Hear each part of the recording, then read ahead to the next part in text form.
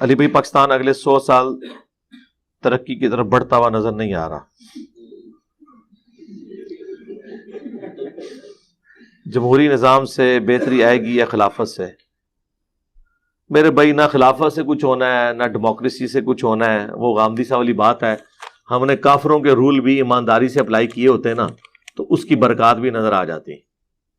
جب قوم کے چھوٹے سے لے کر بڑا تک ہر شخص دوسرے سے قربانی مانگ رہا ہے, خود کوئی قربانی کرنے کے لیے تیار نہیں ہے, تبدیلی کہاں سے آنی ہے میرے بھائی؟ کبھی نہیں آنی. یہ جتنے لوگ آ کے آپ کو غریبوں کا درد بتا رہے ہیں, ان سے یہ پوچھیں کہ تم لوگ کیوں اتنے بڑے بڑے محلات میں رہ رہے ہو؟ کیا امریکہ کا پریزیڈنٹ 300 کنال کے گھر میں رہتا ہے؟ بتائیں. کیا امریکہ کے پریزیڈنٹ کی زمینوں میں کئی گھنٹوں تک ٹرین چلتی رہے اور اس کی زمینیں ختم نہ ہو؟ کیا امریکہ کے پریزیڈنٹ نے پورا سٹی اپنا آباد کیا ہوا ہے جس میں ہاسپٹل اپنی ساری فیملیز رہ رہی ہیں؟ میں نے ساروں کے نام لے دیے بغیر نام لیے. تقریریں ان کی سنیں, پھر سے پوچھے تم سب لوگ 70 سال کے ہو چکے ہو, سارے ہو چکے ہیں 70 سال کے آلموسٹ. ہمارے جتنے پولیٹیکل لیڈرز ہیں اس وقت بڑے, نواز شریف صاحب, زرداری صاحب, مولانا فضل الرحمان صاحب, عمران خان صاحب, ان سے پوچھو کہ اب تم نے کتنا عرصہ زندہ رہنا ہے یار. چلو 100 سال کیلکولیٹ کر لو, ویسے تو مجھے نہیں لگتا ان میں سے کوئی 100 پہ پہنچے گا. 100 کے حساب سے کیلکولیشن کر کے اپنا پورا معاملہ رکھ لو, باقی دے دو نا یار. قوم کا درد سینے میں ہر دوسرے دن دودھ اترا ہوتا ہے اس قوم کے لیے آپ کے, ٹھیک ہے؟ تو یار اپنی جیب ڈھیلی کرو نا, خود اپنا لیونگ سٹینڈرڈ تھوڑا سا نیچے لے آؤ, اور وہ مال اللہ کی راہ میں خرچ کرو. ہم نہیں کہتے کہ تم پاکستان کی اسٹیٹ بینک کے پاس وہ مال رکھواؤ, نہیں, خود اپنے ہاتھوں سے خرچ کر دو, جہاں بہتر سمجھتے ہو لگاؤ. ایک ایک جلسے پہ ان کے 10 15 کروڑ روپے لگ رہا ہے, اور نکل رہا کیا اس میں سے؟ چند ٹی وی اینکرز کی نوکری کہ وہ اس جلسے میں ہوئی ہوئی تقریر کو ڈسکس کریں گے. وہ سرکار تقریر آپ گھر بیٹھ کے کر لیں سوشل میڈیا کے ذریعے, تب بھی آپ کی تقریر جو آپ نے بونگیاں ارشاد فرمانی ہیں وہ ڈسکس ہوں گی. وہ بونگیاں آپ گھر میں بیٹھ کے ایک ویب کیم کے اوپر یا ایک کوئی کیمرہ لگا کے اس میں مار لیں تو ٹی وی اینکرز کی نوکری پھر بھی کھل جائے گی. اس کے لیے 15 کروڑ کا جلسہ کروانے کی کیا ضرورت ہے؟ 10-15 کروڑ ایوریج ہوتا ہے وہ لائٹنگ کا, اور باقی سارے خرچے آپ دیکھیں خود بتاتے ہیں. اب مجھے بتائیں, یہ اتنے جلسے کروا رہے ہیں تو کیا ان کے گھروں میں کوئی سونے کے درخت لگے ہوئے ہیں جو توڑ رہے ہیں؟ اور اپنی جیب سے نہیں لگا رہے, یہ آپ کا ہی پیسہ ہے جو ان کے ساتھ بیٹھنے والے 2 نمبر لوگوں نے لوٹا ہوا ہے, اور وہ اپنے لیڈرز کے اوپر لگا رہے ہوتے ہیں. انہی لیڈرز کی ناک کے نیچے انہوں نے یہ حرام کمایا ہوتا ہے, اور ان میں وہ لیڈر بھی شامل ہیں جو کہتے ہیں کہ جی ہم نے کبھی حرام نہیں کھایا. ہم کب کہتے ہیں کہ حرام آپ نے کھایا نہیں ہے, لیکن اربوں کا حرام آپ کے نیچے کھایا گیا اور آپ نے آنکھیں بند کی, تو گویا کہ آپ مجرم ہیں, کیونکہ رعیت کے بارے میں آپ سے سوال ہوگا. صحیح مسلم میں حدیث ہے کہ سب سے برا گڈریا وہ ہے جو حکمران گڈریا ہے. جیسے ایک گڈریا بھیڑ بکریوں کی حفاظت کرتا ہے نا, حکمران بھی اپنی قوم کی حفاظت کرتا ہے کہ اگر اس نے انصاف نہ کیا تو اس پہ جنت حرام ہے, تو مارا گیا نا وہ. یہاں اگر وہ حفاظت نہیں کر سکا تو اس کی بکری ماری جائے گی, لیکن حکمران اگر رعایا کی حفاظت نہ کر سکا تو حکمران مارا گیا, وہ جہنمی ہو گیا. پھر بخاری مسلم کی حدیث, تم میں سے ہر شخص نگہبان ہے اور اس سے اس کی رعیت کے بارے میں پوچھا جائے گا. پھر نبی اسلام نے گنوایا کہ ایک حکمران جو ہے وہ اپنی رعایا کے اوپر حکمران ہے اور وہ اس کی رعیت ہے, اس سے پوچھا جائے گا. ایک مرد اپنی بیوی بچوں کے اوپر حکمران ہے, ایک عورت اپنے خاوند کے مال اور اس کے بچوں کے اوپر نگہبان ہے, اس سے پوچھا جائے گا. وہاں تو کوئی 2 نمبری نہیں کر رہی. نبی الاسلام نے ایک ایک چیز گنوائی. تقریروں میں آپ سن لیں جی حضرت عمر نے فرمایا تھا دریائے فرات کے کنارے کتا بھی بھوکا مر گیا, مجھ سے پوچھا جائے گا. اگے بھی ٹرونا تو اسی کیتا ہے صرف سنانے کے لیے. اور یہ سارے اس امام کے اندر ننگے ہیں. آپ کی عقیدت کسی کے ساتھ وابستہ ہوگی, آپ کو اس کے بارے میں نہیں پتا ہوگا, اور اس کی معصوم شکل سے اور معصوم تقریروں سے آپ دھوکہ کھا کے سمجھ رہے ہوں گے کہ نہیں یہ بندہ اچھا ہے, لیکن حقیقت یہ ہے کہ سب کا پول کھل چکا ہے. ہمیں تو خیر پہلے ہی پتا تھا, آپ کو کچھ عرصے بعد پتا چلتا ہے. وہ ہمیں کوئی لوگ کہہ رہے ہوتے ہیں جناب کہ جی آپ نواز شریف صاحب نے اتنا ڈلیور کیا اس نیشن کو, آپ عمران خان کے ساتھ نواز شریف کا نام کیوں لیتے ہیں؟ اچھا, عمران خان صاحب کے ماننے والے کہتے ہیں آپ ان چوروں کے ساتھ عمران خان صاحب کا نام لے رہے ہیں, اور مولانا فضل الرحمان صاحب کے ماننے والے کہتے ہیں جناب آپ ایک عالم دین جس کی اتنی بڑی کنٹریبیوشن ہے, لاکھوں علماء اس کے مرید ہیں, ہزاروں مدارس اس کے انڈر ہیں, آپ ان لوگوں کے ساتھ مولانا فضل الرحمان صاحب کا نام لیتے ہیں. وہ سارے اپنے لیے وہی عقیدتیں رکھتے ہیں. باقی میں آپ کے ساتھ یہ ایگری کرتا ہوں کہ فرسٹ ٹائم مجھے اب یہ لگ رہا ہے کہ شاید پاکستان مستقبل قریب, شاید میں اپنی زندگی میں بات کروں گا, مجھے نہیں لگتا کہ یہ دوبارہ سے جس لیول تک کینسر پھیلا ہے یہ ریکوری ہوگی. اس کے پیچھے ریزن یہ ہے, میرے منہ میں خاک, اللہ نہ کرے کہ ایسا ہو, لیکن ظاہر ہے جب کوئی مریض وینٹیلیٹر کے اوپر چڑھ جاتا ہے اس کے بعد اگر ڈاکٹر آ کے آپ سے یہ کہیں کہ یار یہ اب میڈیکلی آلموسٹ 5% اس کا دماغ چل رہا ہے, کچھ عرصے بعد تو اس کی ڈیتھ ہو جائے گی, وینٹیلیٹر سے ہم ہٹا لیں گے, تو ظاہر ہے وہ آپ ڈاکٹر کو آپ یہ تو نہیں کہتے کہ بندہ تو مارتا ہے, ہر بندے نے مرنا ہے. پاکستان کے ساتھ جو کچھ 70 سالوں میں اشرافیہ سے لے کے نیچے تک لوگوں نے کیا, اس کا اینڈ رزلٹ یہی نکلنا تھا.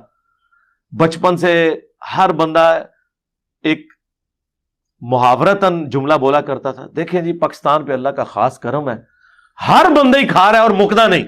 ہوں مک گیا نا, لگ گیا تھا نا پتا, بھوک پئی ہے نا. ایک قسط نہ دے آپ کو IMF, آپ اپنی فوج کی سرکاری ملازمین کی تنخواہیں نہیں دے سکتے, پینشنیں نہیں دے سکتے. اب مجھے بتائیں جب آپ ملینز آف پیپل کی تنخواہیں اور پینشنیں نہ دیں تو مارکیٹ میں جتنی دکانیں ان سے خریداری کون کرے گا؟ وہ بھی مارے گے. کروڑوں لوگ, سری لنکا کا حال آپ نے دیکھ نہیں لیا. اب آج میرے خیال ہے IMF کی ٹیم نے وہاں جانا ہے یا کل منڈے والے دن جانا ہے, اور وہ کہہ رہے ہیں ہمارے پاس اب قسط اتارنے کے لیے کچھ نہیں ہے, آپ ہمیں ویسے کوئی فی سبیل اللہ کچھ دے دیں. اب ظاہر ہے وہاں پہ تو آپ کو پتا ہے ایک سول وار والا سلسلہ شروع ہو گیا ہے. حالانکہ سری لنکا کا لٹریسی ریٹ اس پورے ایریے میں سب سے زیادہ ہے, لیکن وہ تھیندے تھین جاتا ہے بندہ. پاکستان کے ساتھ بھی یہی ہو رہا ہے, جو آتا ہے اپنا نیا تجربہ کرتا ہے, وہ فلاپ ہوتا ہے, پھر وہ فلاپ ہونے کے بعد معافی نہیں مانگتا, پھر ایک اور نیا تجربہ کرواتا ہے اور اپنے گناہوں کا بوجھ کسی اور کے اوپر ڈالتا ہے. اب یہ اس وقت جو موجودہ حکومت ہے جس نے جاتے جاتے یعنی جنہوں کہتے ہیں کہ اڑدا تیر جڑا بغل ہی چلا لیا ہے. رات کو میں عمران خان صاحب کا پروگرام دیکھ رہا تھا آفتاب اقبال صاحب کے ساتھ, تو دیکھیں انہوں نے تو بڑی اچھی بات کی ہے, اگرچہ وہ پریکٹیکلی ہمیں پتا ہے کہ اس کے پیچھے حقیقت کیا ہے, چلے ہم اس نظام رکھتے ہیں. انہوں نے کہا کہ جی اگر یہ کہتے ہیں کہ یہ بیڑا غرق میں نے کیا ہے یا میری وجہ سے ہوا ہے, تو میں تو کہہ رہا تھا مجھے نہ نکالو, میں تو یہ کہہ رہا تھا. وہ کہہ رہے ہیں میں نے شوکت ترین صاحب کو بھی بھیجا نیوٹرلز کے پاس کہ مجھے نہ نکالو, میری مدد کرو, مجھے نہ نکالو. تو اسی لیے میں نے بھیجا تھا تاکہ میں اس چیز کو ہائی لائٹ کروں کہ اکانومی نیچے آ جائے گی. اور وہ کہتے ہیں کہ اگر یہ میری وجہ سے ہونا تھا تو مجھے تو خود بھاگنا چاہیے تھا نا, اگر میں نے IMF سے کمٹمنٹ کی ہوئی تھی. جی سر آپ نے کی ہوئی تھی, اب آپ نہ یہ کام کریں یار, کیوں آپ ہماری زبان کھلاتے ہیں. تو کہتے ہیں ٹھیک ہے میں اس کا بوجھ اٹھا لیتا, لوگوں نے مجھے گالیاں دینی تھی نا. اب یہ بات ان کی لاجیکل درست ہے, اسی لیے میں نے پہلے دن مخالفت کی تھی کہ جس طریقے سے نواز شریف صاحب کو 2017 میں نکالا گیا عدالتوں کے ذریعے, پیسہ کوئی ریکور نہیں ہوا, اقامے پہ فارغ کیا گیا, وہ بھی غلط طریقہ تھا اور یہ بھی غلط طریقہ ہے. لیکن وہ دوسرے کہتے ہیں نہیں جی آئینی طریقہ ہے, عدم اعتماد پیش کی ہم نے, وہ آئینی طریقہ ہے لیکن اخلاقیات بھی کوئی دنیا میں چیز ہے. دوسری طرف آپ چارٹر آف ڈیموکریسی میں ایگری کیے ہوئے ہیں کہ ہم کسی کی حکومت نہیں گرائیں گے, تو کیا یہ چارٹر آف ڈیموکریسی کے تحت یہ جرم نہیں تھا عدم اعتماد پیش کرنا؟ کنٹینیوشن ہونے دے, 5 دفعہ اسمبلیاں 5 سال پورے کریں, آپ اس کا رزلٹ دیکھ لیں گے. انڈیا میں 40% پارلیمنٹیرین کرپشن میں ڈوبے ہوئے ہیں، لیکن انڈیا اوپر جا رہا ہے کیونکہ تسلسل ہے پالیسیز کا. ہم کہتے ہیں 2 چارٹر آپ لکھ دیں، ایک چارٹر آف ڈیموکریسی، تمام جماعتیں، کسی کی حکومت نہیں آپ گرائیں گے، 5 سال عوام فیصلہ کریں کہ اس کو اگلی حکومت دینی ہے نہیں.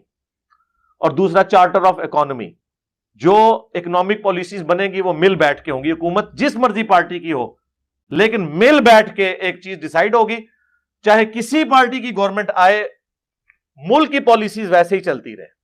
جس طرح یہ FATF کے چکر میں ہوا ہے نا، سب بیٹھ کے انہوں نے چلایا نا، تو انشاءاللہ تعالیٰ اب امید ہے کہ ہم ابھی ان آفیشیل خبریں تو آ گئی ہیں کہ گرے لسٹ سے انشاءاللہ نکل جائیں گے، وائٹ میں آ جائیں گے، تو فائدہ ہوتا ہے اس طریقے سے. تو یہ 2 چیزیں کر لیں اور معاملات کو آگے لے کے چلیں. باقی عمران خان صاحب تو اپنی جگہ بالکل ٹھیک کہہ رہے ہیں، لیکن وہ جو ان کا انٹرویو تھا، وہ اس میں اس پورے انٹرویو کی تھیم یہی نکلی ہے کہ یہ عمران خان صاحب کو امریکہ نے نہیں نکالا، نیوٹرلز نے نکالا ہے. تو میں سوچ رہا تھا کہ یار یہ میرے تو خیر وہ بڑے بھائیوں کی طرح آفتاب اقبال صاحب ایک پڑھا لکھا بندہ ہے، اور وہ شروع میں کہہ رہے ہیں جی میں بڑا نیوٹرل قسم کا انٹرویو لوں گا، لیکن وہ انٹرویو کیا تھا؟ انٹرویو لینا ہے تو مجھے انٹرویو دینا ہے عمران خان صاحب بھی اور نواز شریف صاحب بھی. میں تو دساں نیوٹرل کہہ دے کہ انہوں نے ایک شے پھکی رکھ کے میں سامنے رکھاں گا اور میں کہاں گا جواب دو. یہ 2 سٹیٹمنٹس بیک وقت کس طرح، جیسا مولویوں کہتے ہیں نا، یہ دیکھو یہ دیکھو، ایک طرف کہہ رہے ہو میں نے نیوٹرلز کو کہا کہ ہماری گورنمنٹ نہ گرنے دے، تو اس کا مطلب پتہ کیا ہے؟ نیوٹرلز نے گرائی ہے. پھر امپورٹڈ حکومت والا یہ نعرہ جعلی ہوا، اور یہی مطلب لیا جا سکتا ہے. دوسرا مطلب اگر آپ نے لیا تو اس کا مطلب یہ ہے کہ نیوٹرلز نے امریکہ کے ساتھ مل کے آپ کو نکالا. مراد یہ کہ ہماری فوج نعوذ باللہ امریکہ کی ایجنٹ ہے. تو یہ تو عمران خان صاحب کبھی نہیں کہیں گے، چاہے وہ دل میں مانتے بھی ہوں، زبان سے نہیں کبھی کہیں گے. تو جب زبان سے نہیں کہہ رہے تو پھر لیڈرشپ ہی کوئی نہیں. اور یہ ایسا ہے بھی نہیں ہے کہ ایسا اس طریقے سے ہوا ہے. وہ رات کو جو انہوں نے انٹرویو میں مارا ہے نا، وہ وہی ہے، واقعی نیوٹرل سے ہی نکالا ہے. یہ بات ٹھیک ہے بھائی، اب دونوں باتیں تو درست نہیں ہو سکتی نا. اور رات کو تو اس نے وہ قاسم سوری جو ہے، بعض کا تو مجھے اتنا غصہ آتا ہے کہ میرا دل کرتا ہے وہ جو آخری چھوٹی والی یہ ہے ختم کر دوں اس کے نام کے ساتھ سے. اس نے پتہ کیا ٹویٹ کی ہے؟ اب دیکھیں یہ لوگ کتنے بیوقوف لوگ ہیں. ایسے لوگ عمران خان صاحب کو مروائیں گے، اپنے آپ کو بھی. اس نے ٹویٹ میں لکھا ہے کہ ذرا خیال رکھنا کہ پاکستان کے جو میزائل ہیں شاہین، غوری، نصر، بابر، کہیں وقت آنے پر یہ بھی نیوٹرل نہ ہو جائیں. یعنی پاکستان کے ڈیفنس کے پروگرام کو، جس کا تعلق فوج کے ساتھ صرف اتنا ہے کہ فوج اس کی حفاظت کرتی ہے، یہ سب سویلینز ہیں جنہوں نے یہ سارا پروگرام بنا کے آپ کو میزائل اور ایٹامک ٹیکنالوجی دی ہے، جن کا کوئی تعلق نہیں ہے ان کے ساتھ، جن کو آپ نیوٹرلز کہتے ہیں، سوائے اس کے کہ ان کو بجٹ گورنمنٹ ان کے ذریعے دیتی ہے، اور ظاہر ہے وہ بجٹ بھی سول لوگ ہی دے رہے ہوتے ہیں نا، یا ان اکوپمنٹ کی حفاظت ان کے ذمہ ہے. اب آپ ڈیفنس کے اداروں کو بھی تختہ مشق بنائیں گے. کبھی آپ یہ سٹیٹمنٹ دیں گے کہ جی یہ امپورٹڈ حکومت لانے سے بہتر تھا کہ پاکستان پہ ایٹم بم مار دیا جاتا. اس طرح کی لینگویج کوئی اپنے ملک کے بارے میں استعمال کرتا ہے؟ کبھی آپ یہ کہیں کہ جی ہم اس سے بہتر ہے کہ ہم افغانستان میں چلے جائیں اس کو چھوڑ کے، اور یہ کون ایک صوبے کا وزیر اعلیٰ کہہ رہا ہے؟ یہ ان لوگوں کا آپ انٹلیکچوئل لیول دیکھیں. لہذا میرا خیال ہے وہ جو اگلے دن ہوٹل میں ایک بندے نے کھڑے ہو کے عمران خان صاحب کو کہا تھا کہ یہ جو آپ نے چاپلوس لوگ ارد گرد اپنے بٹھائے ہوئے ہیں یہ آپ کو مروائیں گے، اتنی بڑی داڑھی تھی، اور بالکل صحیح کیا سیجے انہیں جدی کٹ لا چڑی بات. اور یہی ہوتا ہے جب اس طرح کے لوگ آتے ہیں نا، جو پورے اخلاص کے اندر کسی کو سمجھا رہے ہوتے ہیں، تو اس وقت ان چیزوں کی طرف توجہ نہیں. مجھے بھی واقعی اس وقت اب صورتحال ملک کی سنبھلتی ہوئی نظر نہیں آ رہی، کیونکہ ڈیمیج بہت بڑے لیول کا ہے. دیمک چاٹتی رہتی ہے، اچانک ایک دن درخت نیچے آ جاتا ہے. ہم بچپن سے سنتے ہیں دیکھو جی پاکستان نیچے مکدا. اس طرح ہوتا ہے یار، کوئی چیز نہ ختم ہو، اتنی بے دردی سے آپ خون کریں کسی چیز کا. تو آہستہ آہستہ آہستہ معاملات اس طرف چلے گئے. ابھی بھی اگر ہم اکٹھے ہو کر معاملات کو سنبھالیں تب بھی کئی ڈیکیز چاہیے اس کی ریکوری کے لیے. میرے پاس تو صرف یہ سلوشن ہے، نمبر 1، جو لوگ افورڈ کر سکتے ہیں اپنے بچوں کو باہر کے ملکوں میں بھیج دیں پڑھنے کے لیے، سیٹل ہونے کے لیے. کم از کم وہاں سے ریمیٹنس آئے اور یہ ملک چلے آگے. اور یہ پرواہ نہیں کرنی جی اتھے جی غیر مسلامی ہے، اتھے تو اسلامی بھی ویک لیا جی اسی جائیں. جتنے لوگ یہاں سے گئے ہیں وہاں جا کے انہوں نے داڑیاں رکھ لی ہیں, قرآن ترجمے سے پڑھا, ادھر پوری زندگی ان کے ابے ان کے دادے قبر کے پجاری تھے, وہاں جا کے ہماری ویڈیوز دیکھ کے مواحد ہو گئے ہیں, ان کو تو ایمان مل گیا ہے. جب کافروں سے انٹریکشن ہوتا ہے تو کہتے ہیں چلو یار ہم بھی قرآن پڑھے کہ ہمارا دین کیا کہتا ہے, وہ اسلام کے زیادہ قریب ہی ہوئے ہیں. ایک کیڑا دماغ جو کڈو. اور یہ مولوی ڈالتے ہیں, لیکن اس مولوی کو جا کے آپ ڈالر یا پاؤنڈ دیں, وہ کبھی نہیں پوچھتا کہ یہ تو باہر سے آئے ہیں میں نے نہیں لینے. آپ کہتے ہیں باہر کے ملکوں میں آباد ہونا نوکری کرنا حرام ہے. فرق دیکھا آپ نے؟ اچھا, ایک تو حال یہ ہے. نمبر 2, پاورٹی سرکل سے غریبوں کو نکالنے کے لیے ان کی تعلیم کا خرچہ اٹھائیں, بجائے بے شمار حج اور عمرے کرنے کے ایک حج کر لیں جو فرض ہے, ایک آدھ عمرہ کر لیں, باقی جو ہے نا یہ سب نفلی چیزیں ہیں, ان سے بہتر چیز ہے. تو بجائے ان نفلی کاموں میں اپنے مال کو لگانے کے, آپ اس سے بہتر کام میں لگائیں کہ کسی غریب کا خرچہ اٹھا لیں.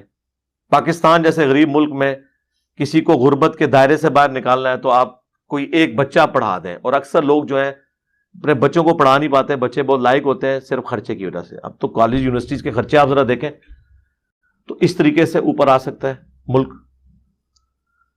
نمبر 3 یہ ہے کہ آپ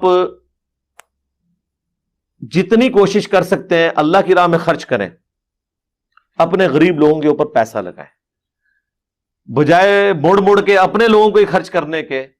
آپ کے گھروں میں جو کام کرنے والے ہیں, آپ کے جو رشتہ دار ہیں, آپ کے محلے دار ہیں, تھوڑا بہت جو آپ ان کو سپورٹ کر سکتے ہیں وہ سپورٹ کریں, اپنے ساتھ شیئر کریں. اس بری صورتحال میں بھی میں آپ کو بتا دوں, یہ ملک صرف غریب اور middle class, lower middle class کے لیے اس وقت مشکل بنا ہوا ہے. ادروائز جو ایلیٹ کلاس ہے نا, وہ تے جناب اونا دا دسے کیوئس تے سرکڑا ہی بیچ ہے جی. آئیڈیل موقع ہے اس وقت, ان کا مال ملٹی پلائی ہو رہا ہے, ان کو نہیں فرق پڑ رہا. یعنی اگر آپ کہیں گے کسی پراپر ڈیلر کو فرق پڑ رہا ہے جو بڑے لیول کا ہے, کسی فیکٹری آنر کو جو بہت بڑے لیول کا ہے اس کو فرق پڑ رہا ہے, نہیں.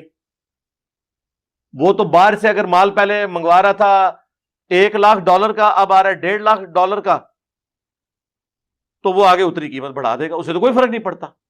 فرق عام بندے کو پڑ رہا ہے, جس کی تنخواہ 8 سے 5 سال پہلے 50,000 تھی, اب بھی 50,000 ہے, لیکن اس تنخواہ کی ورتھ 20,000 رہ گئی ہے. تنخواہ 5,000 ہی ہے, ورتھ قیمت اس کی 20,000 رہ گئی ہے, کیونکہ چیزیں مہنگی ہو گئی ہیں نا. تو فرق پڑ رہا ہے اس طبقے کو جو بہت امیر طبقہ ہے. تو سرکار تھوڑی باقیوں کو بھی ساتھ لے کے چلیں یار, ملک کے اندر اکنامک ایکٹیویٹیز جنریٹ کریں. چوتھا سلوشن میرے نزدیک یہ ہے کہ سی پیک ایک اب آخری امید کی کرن ہے کہ اس کے اوپر تھوڑی توجہ دی جائے. اور اس کے ساتھ آپ کو پتا ہے انڈسٹریل زون بھی بننے تھے, کتنے لوگوں کی نوکریاں کھلنی تھی یار. سی پیک کی مد میں صرف آپ کو سال کا $4 ارب ٹیکس کی مد میں مل جانا تھا.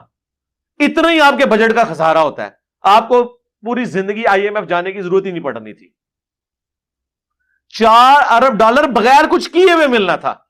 صرف یہاں سے جو ٹریڈ ہونی تھی نا, اس کے جو ٹیکسز ہیں, جو کرایہ آپ نے وصول کرنا تھا, وہ آپ کو ملنا تھا.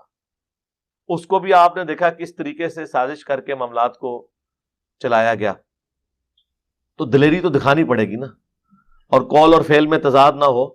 اور میں تو کہتا ہوں اب یہ جو بڑے بڑے میٹرز ہیں نا, ان کو تو کیمرے میں ڈسکس کریں تاکہ ماننے والوں کو اپنے لیڈرز کی 2 نمبریاں پتہ چل جائیں. یہ اتنے بے ایمان اور 2 نمبر لوگ ہیں, میڈیا کے سامنے آ کے اور سٹیٹمنٹ دیتے ہیں, اندر سے انہیں بھی پتا ہوتا ہے یہ معاملہ اس طرح نہیں ایسے تھا. لیکن یہ اگر میڈیا پہ آ کے مخالفین بھی ان کے بیٹھے پوائنٹس ڈسکس کریں تو آپ کو سب کی 2 نمبری کھل جائے گی. ڈاکومنٹیشن تو ہوئی بھی ہے نا. یہاں بات کر رہے ہوں گے ہم رشیا سے تیل لے رہے ہیں, ادھر رشیا کا سفیر کہہ رہا ہوگا جناب ہمارے ساتھ تو کوئی ایسی بات ہی نہیں ہوئی ہے, نہ کوئی ایگریمنٹ ہوا ہے. ہاں ایک لیٹر ہے, وہ بھی آخری دن کسی نے لکھ دیا تھا گونگلوں سے مٹی جھاڑنے کے لیے. اور جس نے لیا تیل دیکھیں کیسا تیل نکالا ہے اس کا, انڈیا کا عربی جو کبھی گستاخانہ عبارتوں پہ منہ نہیں کھولتے, کبھی فرانس کا بائیکاٹ نہیں انہوں نے کیا, کبھی ہالینڈ کا نہیں کیا, جنہوں نے حکومتی لیول کے اوپر رسول اللہ کے خاکے بنوائے. ایک جملہ نہیں یہ بول سکے, ان کی پروڈکٹس کا بائیکاٹ نہیں کیا. انڈیا کے ایک ٹی وی ٹاک شو میں ایک عورت نے, ایک مسلمان نے ایک بکواس کی, اس کے جواب دیتے ہوئے اس نے بکواسیات کی, اس بات کو اٹھا کے, جس کے بعد اس نے معافی بھی مانگی, اس پہ مقدمہ بھی ہوا, اس کو اتنا ہائی لائٹ کیا کہ پروڈکٹس کا بائیکاٹ کر دیا.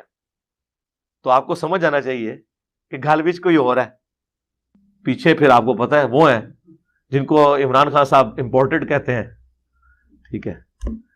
تو بہت بڑے لیول کی گیم ہو رہی ہوتی ہے, یہ اتنا آسان معاملات کو لے کے چلنا نہیں ہوتا. بہرحال ان تمام چیزوں کے باوجود ہم نے تو یہیں پہ رہنا ہے. علادہ بات ہے, جو ہمیں محب الوطنی کے درس دے رہے ہیں, جو ہمیں ملی ترانے سنا رہے ہیں, ان سب کے پاس ڈبل نیشنلٹیز موجود ہیں. نہ بھی ہو, باہر ان کے معاملات بالکل سیٹل ہیں.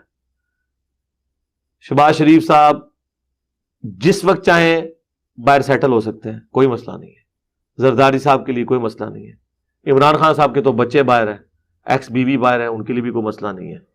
کسی کے لیے کوئی مسئلہ نہیں ہے. نواز شریف صاحب ایسے ہی باہر بیٹھ کے محب الوطنی کے درس ہمیں دے رہے ہیں. اور ایک مکے لہرانے والے محب الوطن ایکس ہمارے ڈکٹیٹر صاحب تھے, وہ بھی ماشاءاللہ باہر بیٹھ کے تو ہاسپٹل سے محب الوطنی کے درس دے رہے ہیں, جو آج کل شاید وہ واپس بھی ان کو لانے کے سوچ رہے ہیں. باہر جا کے سارے ماشاءاللہ درس دیتے ہیں. اور حقیقت بات ہے جو میں اکثر کہتا ہوں نا, کہ ایئر کنڈیشن گاڑی میں بیٹھ کے, ایئر کنڈیشن کوٹھی کے اندر بیٹھ کے جھولے پہ جھولتے ہوئے یہ کہنا اللہ کے نبی چٹائی پر بیٹھتے تھے, یہ بہت آسان ہے, کیونکہ آپ نے تو چٹائی پہ بیٹھنا ہی نہیں ہے. اسی طریقے سے ہمارے پولیٹیکل لیڈرز کے لیے اس طرح کے بھاشن دینا, ہمارے ریاستی اداروں کے بڑوں کے لیے ریٹائرمنٹ کے بعد عیاشی کی زندگی گزارتے ہوئے یہ کہنا کہ پاکستان ہی ہمارا اوڑھنا بچھونا ہے, ہم نے اسی مٹی میں مرنا ہے, ٹھیک ہے. وہ صحیح کہہ رہے ہوتے ہیں, مرنے کے بعد لاشیں ہی ادھر آتی ہیں, وہاں نہیں دفناتے, اس لیے وہ کہتے ہیں کہ اسی مٹی میں مرنا ہے. اس مٹی میں جینا نہیں ہے, مرنا ہے. اور تمہارے جنازے ہم نے پڑھنے ہیں آ کے ادھر, اور جدھر تم نے پوری زندگی گزارنی ہے وہاں کسی نے تمہارا جنازہ نہیں پڑھنا. وہ جینا مرنا اس مٹی کے لیے نہیں ہوتا, صرف مرنا ہی ہوتا ہے, اور بھی مرنے کے بعد یا حالت نزع میں, یا جب ڈاکٹرز جواب دیتے ہیں. آپ کو جو ہے نا کہانیاں کرا کے رکھی ہوئی ہیں. تو اب اس میں ایجوکیٹ ہونے کی ہمیں بھی ضرورت ہے, ہمیں بھی پتہ چل جانا چاہیے. باقی ان تمام چیزوں کے بعد اسی سسٹم میں رہ کے آہستہ آہستہ لوگوں کو ایجوکیٹ کریں, انشاءاللہ تعالی بہتری آئے گی انشاءاللہ.